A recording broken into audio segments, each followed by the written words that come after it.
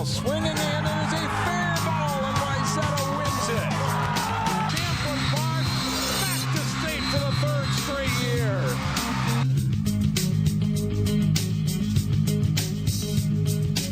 Welcome to Sports Jam for the week of December 4th. I'm Jay Wilcox. And I'm John Jacobson. Today on the show, plenty of highlights, plus we'll meet a hockey standout from the Hopkins-Park girls team. But first, girls basketball. The Breakdown Tip-Off Classic brings together some of the top teams in various classes. A few local teams were part of the event this season. Park Center played Prior Lake in one of the early games at the Lindbergh Center. First half, and PC's Megan Dubois passes ahead to Adelia McKenzie, who scores the fast break layup, and the Pirates are up by 1. Kate Traxel pops in a 3 for Prior Lake, and that puts them up 20-18, but the lead is short-lived.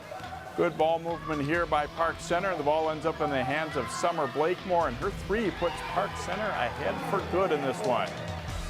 Then watch Blakemore on the drive with the hesitation move on the way to the hoop. As she lays in 2 more of her team-high 20 points, Park Center leads by 7 at halftime. Second half, and Lauren Frost lobs a pass into McKenzie for the basket and foul. McKenzie scores 13 in the game, and Park Center leads by 9. Frost from the wing drives in and pops in a shot from the lane while drawing a foul. The Pirates win 78-56 as they improve to 2-0 on the season. In other games involving local girls teams at the Breakdown, Wayzata pulls out a thriller 72-71 in overtime against Lakeville North to stay unbeaten. Callie Tyson led the Trojans with 21, and Annika Stewart hit the go-ahead jumper in overtime. Hopkins cruised to an 84-68 win over Centennial, building a 15-point halftime lead, and going on from there, Paige Becker's had 30 for the Royals. 2 of the area's strong small school programs were also in action. Heritage Christian falls to Wheaton Herman Norcross by a score of 63-40. Maranatha Christian is now in Class 2A. They defeated Sleepy Eye 78-46. Jacqueline Jarnett scored 24 points to lead the Mustangs. Wayzata and Maple Grove girls are each in the top 10 in Class 4A, and they met up last week in a good battle. Crimson coming off a season-opening win over Minnetonka and hoping to take down another Lake Conference team. Mimi Schrader passes ahead to Jazz Smiley for the layup on the break, and it's early 8-2 Trojans lead. And then Schrader will knock down a 3-pointer, putting Wayzata up by 6. Schrader finishes with 9 points in the game. Maple Grove comes back. Autumn Malinar pulls up and hits the 15-footer for 2. Crimson down just 1, 23-22. Katrina Tice had a big game scoring for Maple Grove. Her baseline drive here helps the Crimson take a 2-point lead into halftime. Tice finishes with 21 points. Wayzata's Callie Tyson comes out strong in the second half. The drive and score here. Trojans trail by 1. A little later, she gets the offensive rebound and put back for 2 more, plus a foul. Tyson's 3-point play puts Wayzata in front. This game stays close. Malinar drains a 3-pointer, 19 points on the night for the senior. The Trojans make some big free throws late, including 2 from freshman Jenna Johnston in the game's final minute. Wayzata is now 3-0. They win a big one on the road at Maple Grove, 59-53.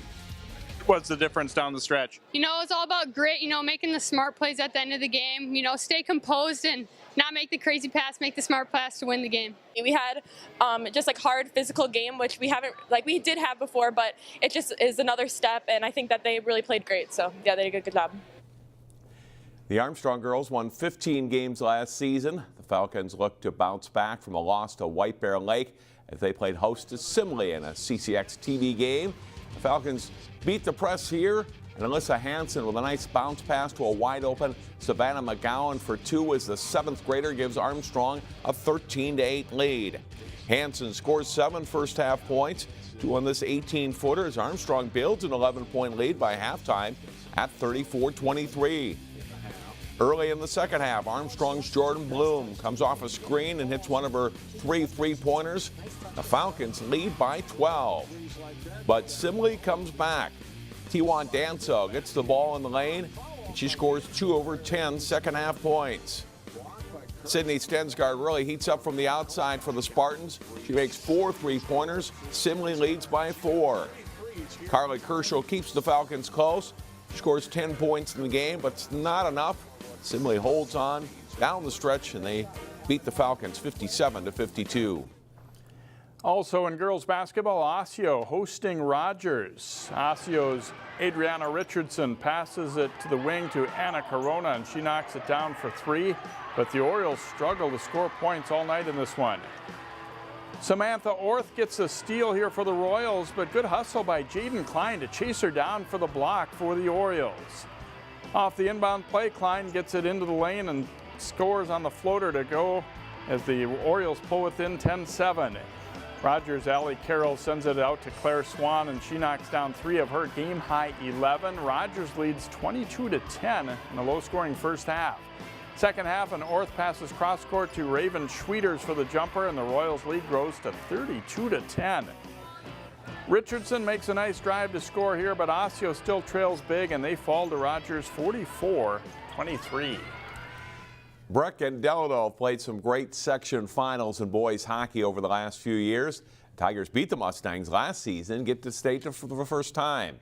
It's a good regular season matchup between the two teams last Friday night.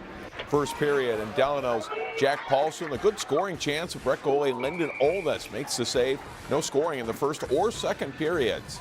Third period, and Will Torgerson passes to Nick Strom, and his shot finds the back of the Delano net. It's a power play goal for Breck. Gives the Mustangs a 1-0 lead. Leading 2-0, the Tigers get on the board late. Paulson from Tanner Glasrud scores. That makes it 2-1. That's all the scoring, though. Mustangs hang on for a 2-1 win, and Breck is now 2-1 on the season. Maple Grove's boys hockey team was runner-up at the Turkey Trot tournament to start the season. The Crimson hosted Totino Grace in a Northwest Suburban crossover game. The Eagles with a new head coach, Brian Murphy. Maple Grove leads at 1-0, and they add one as Connor Kelly fires. Matthew Jagalo puts the rebound away for a 2-0 Crimson lead. Later in the first period, Ryan Brandt with the puck along the blue line, and he finds Tyler Kostelecki cross ice, sets him up for the shot and goal. Good first period for the Crimson as they go up 3-0. The only goal of the second goes to Maple Grove. Jaglo cuts across the slot, and he shoots just as he's tripped up. The Crimson lead it 4-0 through the first 2 periods. The Eagles do get on the board in period number 3. Jake Wasek fires from in close. It's high off the glass. Brandon Lee is there to play the carom, and he knocks it in to make it 4-1. But it's a good night for Maple Grove. On a power play, they get good puck movement, and Trevor Kukkonen will bury the shot. Jaglo scores 3 times. Kukkonen adds 2. Maple Grove rolls 6-1. They also edged Champlain Park by a goal on Saturday. The Armstrong Cooper boys hockey team won the Northwest Suburban Conference's West Division title last season. They had their home opener in a non-conference game against Hopkins. It's a great start for Armstrong Cooper. Noah Wiesjohn comes off the wall and fires the shot home just 55 seconds in for his first varsity goal. Then a 2-on-1, Jack Gergen waits, stick handles, and fires it home for a goal and a quick 2-0 lead. Later, a Gergen check frees it up. Jack Campion finds Riley Enderly for the shot and goal, and it's 3-0 Armstrong Cooper. And they aren't done yet. Still in the first period, Evan Axel's power play shot is stopped. The Royals can't clear it, though, and it winds up back with Axel, and he'll sweep it in. A huge first period for the Wings as they take a 4-0 lead into the intermission. Hopkins gets the best of things in the second, and George Greeley's shot gets through traffic and in, and the Royals pull to within 4-1. But the Wings come back and dominate the third again. Gergen, that's his second of the night, as Armstrong Cooper wins at 5-2. They did, however, lose crossover games to Blaine and Centennial later in the week. The Osseo boys hockey team plays 5 of its first 6 games at home this season. They hosted Rogers in their season opener. Number 13 for Rogers, Jake Jensen delivers a hit to free the puck and sends it on net. And then he'll knock it in as the Royals get on the board just 1:26 into the game. Goalie Ben Kleinshay comes up big here, stopping Trey Fredrickson on a breakaway, and it's still 1-0 Rogers after 1. Second period, the Royals' Mitchell Becker over to Jensen, who gets a shot on net. Justin Grudem bangs the rebound in, and Rogers takes a 2-0 lead on a power play goal. Stays 2-0 through 2. The Royals get one more in the third. Fredrickson's shot is saved, but Matthew Schaefer buries the rebound. Rogers goes on to blank Osseo 3-0. And the Orioles do have 3 more home games this week as they try to get in the win column. It will be cold at the Tin Bin for sure. Still to come here on Sports Jam. Some good girls hockey matchups, plus wrestling, gymnastics, and boys basketball.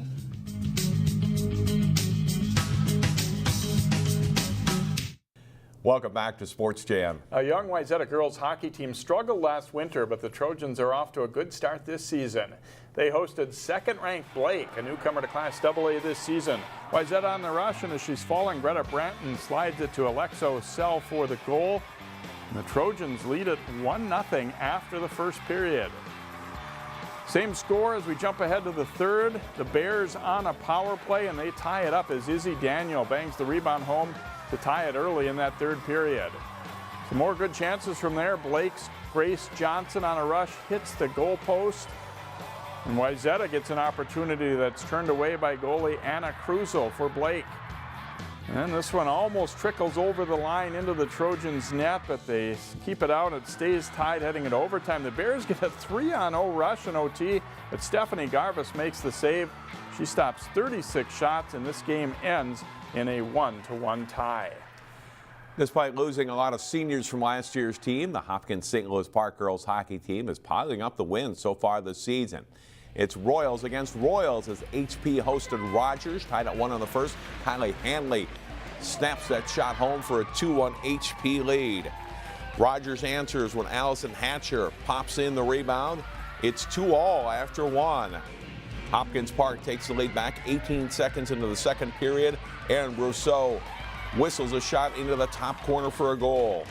Hanley gets control of the puck near the top of the circle and scores again for a 4-2 lead. It's 6-2 after 2. Rogers comes back with 3 in the third period, but Hopkins-Park holds on for a 6-5 win. Meet the Royals' Kylie Hanley later in our Sports Jam Spotlight. Champlin Park and Coon Rapids are now paired for girls hockey. They took aim at a win as they faced off with Armstrong Cooper in a Northwest Suburban Conference game. First period of this one, CPCR in the dark blue uniforms. Alyssa Sweet's pass from the blue line tipped in by number 4, Micah Sutherland. Power play goal for the Rebels, and it's 1-0 after 1. Second period, Leah Herwald with a shot. And number 26, Erica Tyson scores on a rebound. Freshman putting CPCR ahead 2-0. Still in the second, Sweet carries the puck into the wing zone. Snaps off a wrist shot that is in. That goal makes it 3-0. Rebels goalie Bailey Shuck keeps the shutout going with a big stop in front. Defense sweeps the puck out of the zone. It's 4-0 through 2 periods. Another power play for Champlin Park Coon Rapids in the third period. Sweet nets her second goal of the game. Champlin Park Coon Rapids scores a 5-0 shutout of Armstrong Cooper. Now to boys basketball. Brooklyn Center had a strong season last winter, but the Centaurs were upset early in the playoffs. They should be very good again this winter. The Centaurs open the season at home against St. Paul Johnson. BC's pressure leads to a turnover here, and the ball winds up with Lakai Patterson, and he lays it in, plus a foul. The game is tied up early, 10-10. Patterson is a talented sophomore. He scores 25 in the game as the Centaurs grab the lead. Malik Harut leads the break and will finish it himself for the Centaurs here. They go up by 10, 29-19. And some nice passing. Rudwan Tahir will get it to Quentrell Douglas, back to Tahir for the layup. BC leads by 15. They lead it by 10 points at the half.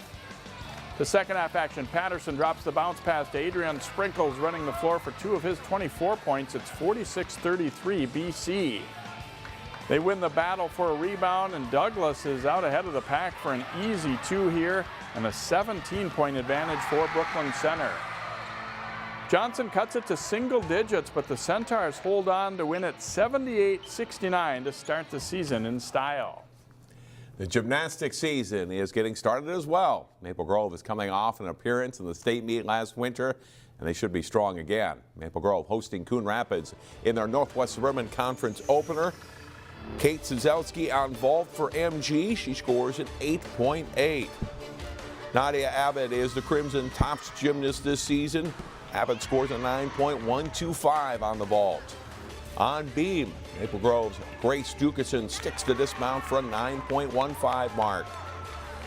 Now to bars. Abby Thole has a nice routine for the Crimson and sticks the landing. Maple Grove a very solid score in this first meet of the season. Abbott nearly perfect on bars. She scores an 8.90.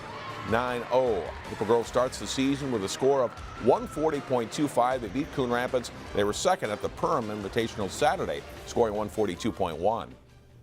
The wrestling season is getting things going too. The Kendra Invitational, hosted by Osseo, honors their late former Orioles coach. Action from this year's tournament held Saturday. Adam Lanners of Osseo is in control against Isaac Atchison of Blaine in the 170-pound semifinals. Lanners gets the pin for the Orioles and finishes second. At 106 pounds, Kale Swenson of Wayzata has Javon Kaufman of Mounds View in a cradle. Swenson gets the pin but loses in the final. Osseo's Adolphus Somerville gets a nice takedown against Brendan Dunnigan of Mounds View, but Dunnigan rallies to win in their 145-pound semi, and he wins his weight class. Shakopee has a strong team, and they win 6 of the weight classes in the tournament. So not surprisingly, Shakopee wins the team tournament with 232 points. Mounds View is second and Wayzata third. Host Osseo ties Rogers for 5th place. It's good competition to start the season, Jay, with that Droga-Mueller Invitational at Osseo. Yeah, a lot of history in that program, and obviously Ken's son Dave was one of the Wayzata coaches, so they're obviously there every year as well. Stay with us. Coming up next in our Sports Jam Spotlight, meet a girls hockey standout for Hopkins who has Division I college hockey in her future. The girls' hockey season is zipping along, with some teams having played a third of their schedule already. In this week's Sports Jam Spotlight, we meet a standout skater from Hopkins. She's a rink rat, and that's a compliment in the state of hockey. Hopkins-Park senior Kylie Hanley's developed into a great player for the Royals. I love to play a fast game. I like to use my speed and size to my advantage. Move the puck quickly, get lots of shots, a lot of heads-up hockey. You notice she's the first one on the ice, last one off, but she's just got an extra gear. And, you know, people come up when we went up to Proctor, they said, well, if we can stop her, we'll be fine. And, you know, she got 4 points. She got a point on every goal that we scored. And, you know, I don't think people realize that she's not at top speed. And then when she turns it on, she's past you. Hanley led the Royals to a 6-1 start heading into the weekend and already had racked up 12 goals and 9 assists in the first 7 games. That leads to extra attention from opposing teams. I like to take it as a compliment most of the time, but sometimes I do get a little irritated, but I just try to stay out of it and just focus on playing my game most of the time. Kylie's a strong skater with good moves who's capable of going solo on rushes, but she's a great team player who gets others involved too. Kylie's great to have on the team because she's not only on the ice but also off the ice. She keeps it really fun in the locker room and definitely is a great player to have on the team. As a team, I love to move the puck around and get my other teammates points, and I always try to help them improve as players too, not only myself, but make sure that they're improving. Kylie's in her 6th varsity season, having started on the team as a 7th grader. She looked up to some talented older teammates. Definitely Nina Rogers. When I was in 7th and 8th grade, I always looked up to her. She had a wicked shot. And she went to and played at the U, and now she's at BU. So that was really cool to see. She was a great leader. Same with Corbin Boyd. I played with her on her line my 9th grade year. And some of Hanley's teammates now look up to her. She has this one move that she does where she kind of takes it one way and then just flips it around the goalie. And so that's always fun to watch her do that, and she scores a lot of goals with that. So it's a good Kylie Hanley move. Kylie's ability on the ice hasn't gone unnoticed. She recently signed a letter of intent to play college hockey for Minnesota-Duluth. I absolutely fell in love with the school. It has a perfect STEM program that I'm looking into study for. And the hockey program is also doing really well. And I think the coaches up there really are bringing the program in a great direction, and I think that once I get there, I will really love it. As for this season, Hanley is hoping a Royal squad with a lot of new faces can continue to play well and maybe reach the Section 6 AA title game. As for individual goals, I hope to get at least 50 points, so that's more than last year, and I hope to be in the running for Miss Hockey. I know the competition's really tough, like the girls are amazing, but hopefully, yeah. Kylie and the Royals improved their record to 7-2 by splitting with Duluth and Duluth Marshall over the weekend. She now has 15 goals and 10 assists entering this week. We'll have our plays of the week up next.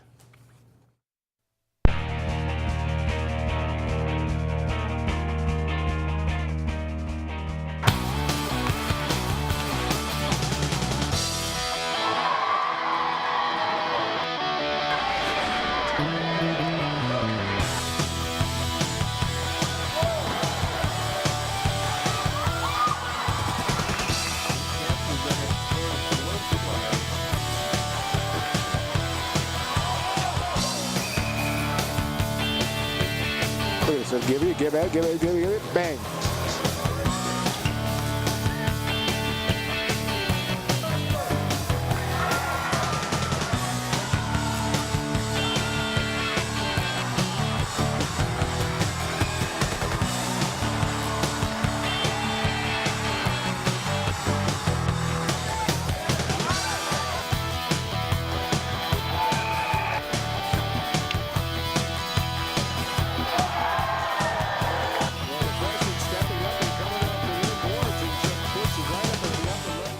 What makes your community feel like home? Is it knowing what's happening in your neighborhood? Or when people know your name?